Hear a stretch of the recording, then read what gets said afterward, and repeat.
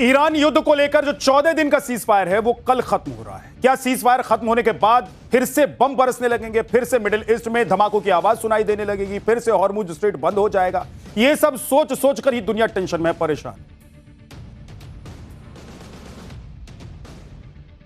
आप देखिए कि ट्रंप कह रहे हैं कि सीज फायर आगे नहीं बढ़े, डील नहीं हुई तो एक एक करके ईरान पर बम बरसाएंगे। धमकी देने में ईरान भी पीछे नहीं। ईरान कह रहा है कि इस बार नए प्लान के साथ उतरेंगे। ट्रंप कह रहे हैं कि डील नहीं तो ऐसा हमला होगा जो पहले कभी देखा नहीं होगा। ईरान कह रहा है कि युद्ध के मैदान में नए पत्ते खोल देंगे। यानी कि ट्रंप और ईरान दोनों एक दूसरे को धमका रहे हैं। और ऐसे धमकी भरे माहौल में बातचीत कैसे हो? ईरान की संसद के स्पीकर मोहम्मद बाकर गालिबाफ ने तो ट्रंप को सीधे सीधे धमका दिया है। ईरान की संसद के स्पीकर ने कहा है कि ट्रंप सीज फायर का उल्लंघन करके बातचीत की टेबल को सरेंडर टेबल में बदलना चाहते हैं या फिर वो युद्ध भड़काने को सही ठहराना चाहते हैं। हम धमकी के साए में बातचीत स्वीकार नहीं करते। इसके साथ ही ईरान के स्पीकर ने यह भी दावा कर दिया है कि पिछले 2 हफ्ते में ईरान युद्ध के मैदान में नए दांव की तैयारी भी कर ली है। अब सवाल यह है कि इन 2 हफ्तों में ईरान ने कौन सी नई तैयारी कर ली है? ईरान कौन से नए पत्ते खोलने वाला है? कौन सी नई चाल चलकर वो ट्रंप को फिर से सरप्राइज करने वाला है? ईरान बातचीत से इनकार कर रहा है। यह दिखा रहा है कि वो इस माहौल में बात नहीं करेगा। ईरान चाहता है कि ट्रंप ने समंदर में जो ईरान की घेराबंदी की हुई है, ट्रंप पहले उसे हटाए, तभी बातचीत का कोई माहौल बनेगा। लेकिन ट्रंप अलग मोड में, वो ईरान को खुल्लम खुल्ला धमकी दे रहे हैं। ट्रंप ने एक इंटरव्यू में यहां तक कह दिया है कि तेहरान बातचीत की मेज पर आएगा, लेकिन चेतावनी भी दी कि अगर ऐसा नहीं हुआ तो इसके गंभीर नतीजे होंगे। ट्रंप ने कहा कि ईरान बातचीत करेगा और अगर वो ऐसा नहीं करता है तो उन्हें ऐसी समस्याओं का सामना करना पड़ेगा जो उन्होंने पहले कभी नहीं देखी हो। उम्मीद है कि वो एक सही समझौता करेंगे और अपने देश को फिर से खड़ा करेंगे, ट्रंप ने कहा। जब ईरान ऐसा करेगा तो उसके पास कोई परमाणु हथियार नहीं होगा। ट्रंप ने ईरान पर हमला करने के सवाल पर कहा कि ऐसा नहीं था कि हमारे पास कोई विकल्प था, लेकिन हमें ऐसा करना ही था। सवाल यह है कि जब धमकियों पर धमकियों का दौर चल रहा है तो बातचीत कैसे होगी? ईरान तो बातचीत से साफ इनकार कर रहा है। हालांकि अलग अलग मीडिया रिपोर्ट्स में यह खबर चल रही है कि अमेरिका और ईरान दूसरे राउंड की बातचीत करेंगे। यह भी दावा है कि ईरान की तरफ से स्पीकर गालिबाफ ने बातचीत के लिए इस्लामाबाद आने की पुष्टि भी कर दी। दोनों देशों की टीम कल सुबह पाकिस्तान पहुंचेगी। अगर ऐसा हुआ तो सीज फायर के टाइम को आगे बढ़ाया जा सकता है। हालांकि ईरान की सरकारी मीडिया की तरफ से इन खबरों को खारिज किया जा रहा है। यह कहा जा रहा है कि बातचीत को लेकर अंतर्राष्ट्रीय मीडिया पर जो भी खबरें चल रही हैं वो सच नहीं। यह भी कहा जा रहा है कि ईरान का कोई भी दल, चाहे वो प्राइमरी हो या फिर सेकेंडरी टीम, कोई भी अभी तक इस्लामाबाद नहीं गया। ईरान को लेकर सस्पेंस बना हुआ है, लेकिन अमेरिका की तरफ से खबरें आ रही हैं कि उनकी टीम दूसरे दौर की बातचीत के लिए पाकिस्तान जा रही है। मीडिया रिपोर्ट्स में दावा किया गया है कि अमेरिका के उपराष्ट्रपति जेडी वेंस मंगलवार रात को इस्लामाबाद पहुंचेंगे। कल ट्रंप ने भी यह दावा किया था कि जेडी वेंस के नेतृत्व में टीम इस्लामाबाद के लिए रवाना हो चुकी है। इधर ईरान को लेकर अमेरिका के न्यूज आउटलेट एक्सियोस की रिपोर्ट के मुताबिक पाकिस्तान, इजिप्ट और तुर्की ईरान को भी मनाने में लगे हुए हैं कि वो भी अपनी टीम भेजे, लेकिन ईरान के सुप्रीम लीडर की मंजूरी के बिना यह नहीं होगा। यह भी दावा है कि बातचीत को लेकर ईरान के रिवोल्यूशनरी गार्ड्स का भी प्रेशर है, जिसका यह मानना है कि अमेरिकी ब्लॉकेड को हटाए बिना बातचीत नहीं होनी चाहिए। यानी पूरा मामला ट्रंप की जिद पर अड़ा हुआ। अगर ट्रंप समंदर में ब्लॉकेड को नहीं हटाएंगे तो बातचीत को कोई राजी नहीं होगा, ईरान राजी नहीं होगा। ईरान की तरफ से जो टीमें बातचीत करने के लिए अभी सुगबुगाहट दिखा रही है वो राजी नहीं होंगे। मतलब इसका कोई मतलब ही नहीं रह जाएगा फिर मीटिंग का। लेकिन ट्रंप यही माहौल बना रहे हैं कि उन्होंने ईरान की ऐसी नज़ पकड़ ली है कि ईरान तड़प रहा है। ब्लॉकेड के बदले ब्लॉकेड को ट्रंप तुरुप का इक्का मान रहे हैं। डोनाल्ड ट्रंप कह रहे हैं कि हम इस नाकाबंदी को तब तक नहीं हटाएंगे जब तक कोई डील नहीं हो जाती। ये नाकाबंदी ईरान को पूरी तरीके से तबाह कर रही है। ईरान को हर दिन $500 मिलियन का नुकसान हो रहा है। ईरान के लिए इतना नुकसान भी झेल पाना मुश्किल है। उन्हें इस बात का एहसास है कि उनकी नौसेना पूरी तरह से तबाह हो चुकी है। उनकी वायुसेना के विमान अब कभी उड़ान नहीं भर पाएंगे। उनके पास एंटी मिसाइल और एंटी एरोप्लेन इक्विपमेंट्स नहीं बचे हुए हैं। मैं एक जंग जीत रहा हूं और वो भी बहुत बड़े अंतर से। पिछले 1 महीने से ट्रंप अपनी फर्जी जीत का ऐसा ही माहौल बनाते हुए आ रहे हैं। अब तो उनकी जीत के दावे को भी कोई गंभीरता से नहीं लेता और हालत तो यह है कि अब अमेरिका में भी ट्रंप को कोई गंभीरता से नहीं लेता। इसी वजह से डोनाल्ड ट्रंप की बौखलाहट भी बढ़ गई। वो ईरान को तो धमकी दे ही रहे, अपने देश की मीडिया पर भी भड़के हुए। डोनाल्ड ट्रंप ने ऑपरेशन मिडनाइट हैमर को याद करते हुए ईरान को फिर से धमका दिया। ट्रंप ने कहा है कि ऑपरेशन मिडनाइट हैमर ईरान में मौजूद न्यूक्लियर डस्ट साइट्स का पूरी तरीके से सफाया, इसलिए उन्होंने फिर से खोद कर निकालना एक लंबा और मुश्किल काम होगा। फेक न्यूज CNN और दूसरे भ्रष्ट मीडिया नेटवर्क हमारे महान पायलट्स को वो श्रेय देने में नाकाम रहे हैं जिसके वो हकदार। वो हमेशा उन्हें नीचा दिखाने की कोशिश करते रहते हैं। ऑपरेशन मिडनाइट हैमर को डोनाल्ड ट्रंप कह रहे हैं कि ये वो हमला था जो अमेरिका ने पिछले साल जून में ईरान की न्यूक्लियर साइट्स पर किया था और यह दावा किया था कि ईरान पर कभी न्यूक्लियर हथियार नहीं होगा, हथियार ईरान नहीं बना पाएगा। लेकिन इस साल के बाद ट्रंप को फिर से वही खतरा सताने लग गया और वो ईरान को इसी बात को लेकर अब गारंटी चाहते कि ईरान न्यूक्लियर हथियार ना रखे। संभावित बातचीत के बीच ट्रंप ऑपरेशन मिडनाइट हैमर का जिक्र करके ईरान को एक तरह से डराने की भी कोशिश कर रहे, ईरान पर प्रेशर बनाने की कोशिश कर रहे। जो पूरी बातचीत है उसका एक बड़ा पॉइंट है ईरान का यूरेनियम, जिसे ईरान छोड़ना नहीं चाहता है और अमेरिका किसी भी हाल में उसे हासिल कर लेना चाहता है। डोनाल्ड ट्रंप ईरान के एनरिच्ड यूरेनियम स्टॉक को पूरी तरीके से हटाने और अपने कंट्रोल में लेना चाहते हैं, लेकिन ईरान ने साफ इनकार कर दिया है कि यही ईरान और अमेरिका के बीच शांति प्रस्ताव में सबसे बड़ा रोड़ा है। ट्रंप के ईरान के एनरिच्ड यूरेनियम को कब्जा करने वाले पोस्ट के कुछ ही घंटे के बाद ईरान ने साफ कर दिया कि तेहरान संवर्धित यूरेनियम कहीं भी ट्रांसफर नहीं करने वाला है। यह कान खोल के अमेरिका सुन ले। ट्रंप भले ही कुछ भी दावा करें, लेकिन ईरान ने एनरिच्ड यूरेनियम को निकालना क्या इतना आसान काम है कि वहां से निकालकर डोनाल्ड ट्रंप ले जाएंगे? इतना आसान काम नहीं है यूरेनियम को निकालकर अमेरिका वहां से ले जाए।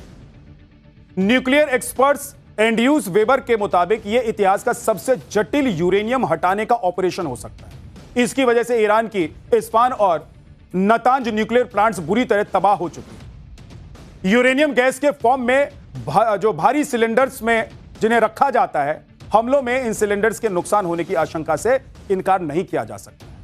पूरा प्लांट अंडरग्राउंड है और एंट्री गेट भी मलबे से ढके हुए हैं। ऐसे में इस जगह पर किसी भी एक्टिविटी से रेडिएशन खतरा बढ़ सकता है, बहुत बड़ा हो जाएगा अगर रेडिएशन वहां से लीक हुआ। तो एक तरफ ट्रंप ईरान को बमबारी का डर दिखा रहे हैं और दूसरी तरफ खुद को मानवता का मसीहा साबित करने के लिए ईरान को प्लीज प्लीज भी कह रहे हैं। डोनाल्ड ट्रंप ने अब से कुछ देर पहले एक सोशल मीडिया पोस्ट को साझा किया है जिसमें यह दावा था कि ईरान 8 महिलाओं को फांसी देने वाला है। इस पोस्ट को शेयर करते हुए ट्रंप ने कहा कि ईरान के जो नेता हमसे जल्द बातचीत करने वाले हैं, अगर वो इन महिलाओं को छोड़ देंगे तो ये बहुत अच्छा होगा। ट्रंप ने कहा है कि प्लीज इन्हें कोई नुकसान मत पहुंचाइए, ऐसा करके आप बातचीत की एक बढ़िया शुरुआत कर सकते हैं। यानी कि ट्रंप ऐसा दिखा रहे हैं कि ईरान की सत्ता कितनी निर्दयी है और ट्रंप को ईरान के लोगों का कितना ख्याल है और कितना प्यार आ रहा है ट्रंप को, जबकि यही ट्रंप कुछ दिन पहले ईरान की पूरी सभ्यता को मिटाने की धमकी दे रहे हैं। इन सब के बीच पाकिस्तान बातचीत की टेबल सजाने में लगा हुआ है। इस्लामाबाद में पहले राउंड की बातचीत की तरह ही तैयारियां फिर से चल रही हैं। एयरपोर्ट से लेकर होटल और बातचीत वाली जगह पर टाइट सिक्योरिटी है। जिन होटल्स में अमेरिका और ईरान के प्रतिनिधि पिछली बार रुके थे, उसे भी पाकिस्तान की सुरक्षा एजेंसियों ने अपने कंट्रोल में ले लिया। बातचीत का पता नहीं, सीज फायर खत्म हो रहा है और इन सब के बीच यह खबर भी चल रही है कि ट्रंप पाकिस्तान तक जा सकते हैं। ये बात खुद ट्रंप कह चुके हैं कि अगर डील हो गई तो वो पाकिस्तान जा सकते हैं। ऐसी खबरें हैं कि अगर ईरान के साथ कोई डील होती है तो ट्रंप या तो पाकिस्तान जा सकते हैं या फिर वर्चुअल पीस टॉक में जुड़ सकते हैं। बातचीत से पहले पाकिस्तान के डेप्यूटी पीएम इशाक डार ने पाकिस्तान में चीन के राजदूत से मुलाकात की। इस मुलाकात में चीन ने पाकिस्तान की मध्यस्थता और उसकी भूमिका को लेकर पूरा समर्थन जताया। आप इस मुलाकात की टाइमिंग भी देख लीजिए। यह मुलाकात संभावित बातचीत से ठीक पहले हो रही है और पिछली बार ट्रंप ने भी यही कहा था चीन ही ईरान को बातचीत की टेबल पर लाया है।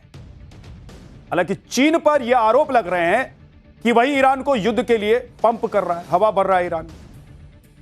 दावा है कि अमेरिका ने रविवार को होर्मुज स्ट्रेट के पास ईरान के जिस टुस्को जहाज को कब्जे में लिया था, उस जहाज में ऐसा सामान था जो मिलिट्री का सामान बनाने का काम आता है। यह भी दावा है कि चीन से आ रहे इस जहाज में ऐसे केमिकल थे जो ईरान अपने मिसाइल प्रोग्राम के लिए इस्तेमाल करता है, जिससे यह सवाल उठे कि क्या चीन ईरान को तबाही का सामान सप्लाई कर रहा है। उधर चीन ने ईरान के शिप से किसी तरह के कनेक्शन से इनकार कर दिया। चीन का कहना है कि वह विदेशी जहाज है, चीन का इससे कोई लेना देना है ही नहीं।